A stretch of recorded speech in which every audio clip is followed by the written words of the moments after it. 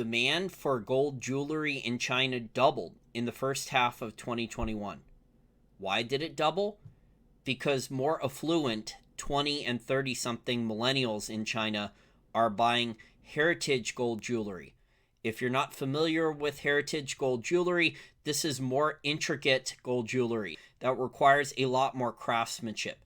I'll attach two articles in the information and description section.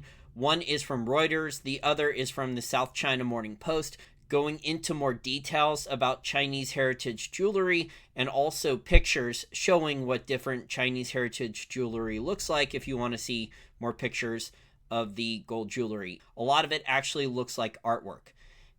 Now, China was importing around 100 metric tons of physical gold per month, but this increase in gold jewelry demand could substantially increase the amount of tonnage imported into China if demand does continue to increase. And the World Gold Council is projecting a $15 billion market for China heritage gold by 2024. So this is a rapidly growing gold market. So we are seeing a lot more signs of net central bank purchases and of physical gold demand from China in different aspects.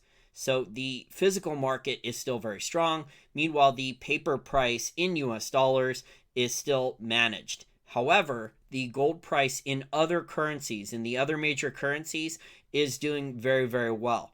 So in the past, when gold in US dollars went on big rallies, normally the things that preceded this, a big move in the US dollar gold price, was a increase in physical demand for gold and also gold doing well in other currencies besides the dollar. So you see the setup here where the demand for physical gold, whether that's net central bank purchases, is very, very strong, and also gold is doing well in other major currencies. Mining shares have not done as well. I think there's a big discount with some of the quality gold stocks. A lot of them are starting to increase dividends though, but if the valuations on some of the better gold stocks continue to be cheap, you're going to see for the first time maybe in the history of the gold mining industry, a very large mergers and acquisition boom with the larger gold stocks that actually have really good balance sheets, really good profit margins, really good free cash flow. And not only are they increasing dividends and doing share buybacks, but they also have good enough free cash flow and profit margins and clean balance sheets to go and buy assets for pennies on the dollar. I've been covering gold and silver for over a decade now, and the gold and silver industry has actually never really had great balance sheets. So this is by far the best in terms of balance sheet health that gold stocks have ever had industry-wide. So mergers and acquisitions will pick up. I may put out an article for patrons in the next week or so about mergers and acquisitions and some potential targets for quality gold mines that I think could be acquired in the next 6 months or so if gold stock valuations do not improve. Finally, if you like content like this and want to help keep content like this free so it doesn't all end up behind a paywall, or you want far more in-depth content, research, financial education, and analysis than I provide in these short little free videos, there are over 180 articles, charts, and audio podcasts behind the paywall, including 26 new articles out in the last 11 or so weeks, exclusively for patrons, all for the cost of a Starbucks cup of coffee per month.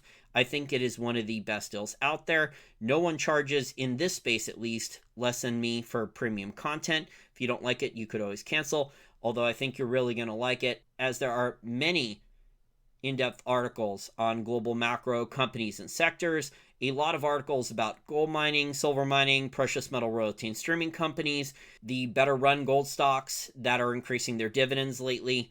So there's some really good income opportunities. You're getting paid to wait while gold rises. These underlying businesses are actually doing very, very well despite the paper gold price in dollars being controlled or managed. So if I could wrap up this short little video very quickly, in the past, the Chinese gold demand, a lot of it was from the Chinese government. In the past, a lot of the private sector gold demand in China was from very affluent Chinese, but also from Chinese aunties. So these are more affluent, older women in China that save their money. Some of them may not be married or they have been widowed, And they were the ones historically, if you went back and looked up a lot of Chinese gold demand articles, that were stockpiling metal, physical gold and silver. They do a lot of the investing, a lot of the finances of the families in China. But this new source of demand is 20 and 30-year-old Chinese millennials that are more affluent, probably because a lot of them are working technology jobs. They're working in the Chinese technology sector. They're developing apps. They're probably in crypto. They probably took some profits off the table for some of these cryptocurrencies, and they're probably moving into more undervalued assets as crypto has had an enormous crackdown in China. So the new source of physical gold demand, instead of Chinese aunties in the past, appears to be 20 and 30-year-old millennials that are buying more intricately designed Chinese heritage gold, which is more like pieces of art. And I'll attach 2 articles if you want to read more about this type of gold in the information and description section of the video.